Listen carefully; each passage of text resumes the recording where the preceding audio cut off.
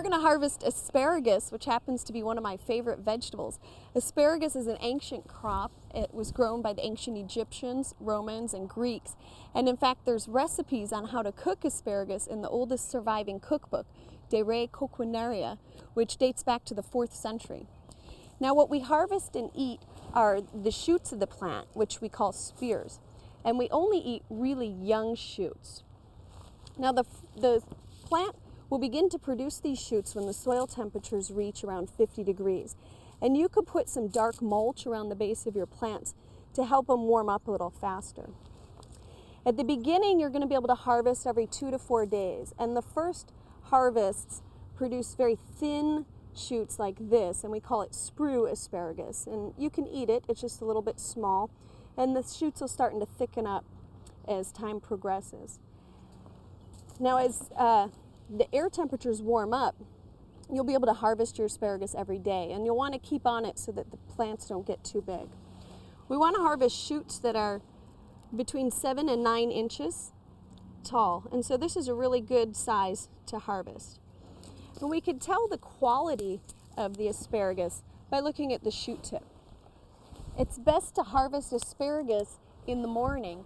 It's highly perishable, so you want to harvest it when it's nice and cool.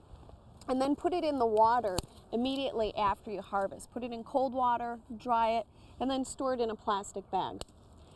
Now the length or the duration of the asparagus harvest is going to vary from year to year.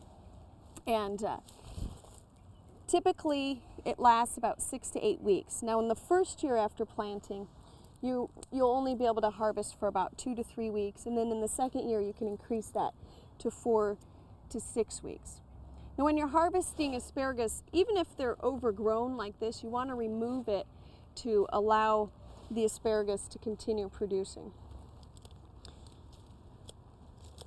A good rule of thumb is to end harvest when 3/4 of the shoots are less than 3/8 of an inch in diameter, which is about the size of the tip of my pinky finger.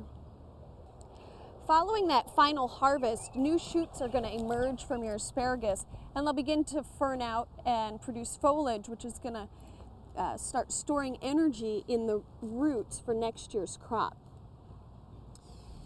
Now, asparagus grows in coastal regions, and an old practice was to put salt around the plants to manage the weeds.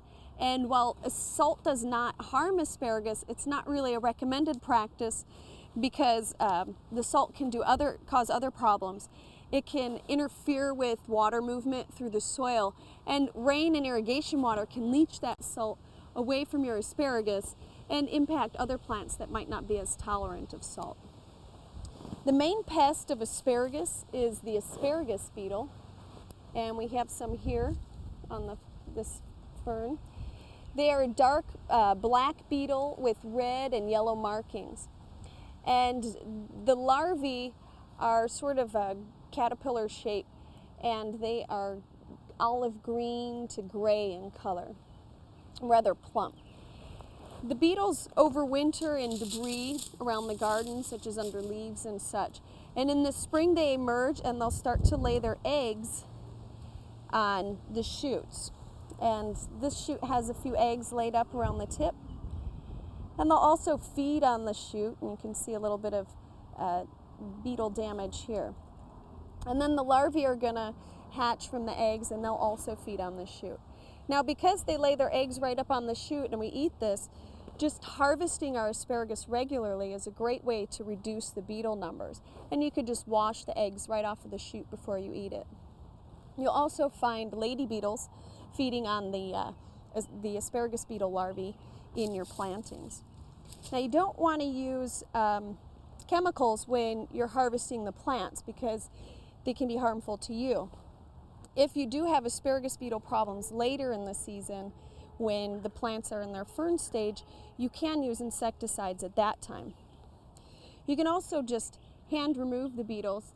They're pretty easy to just pull right off of the plant, and then put them in a cup of soapy water to kill them and remove them from the garden. You can find more information on growing asparagus in fact sheet 6016, Asparagus Culture for the Home Garden. Now, if you don't have an asparagus patch of your own, be sure to visit your local farmer's market where you're sure to find a plentiful crop.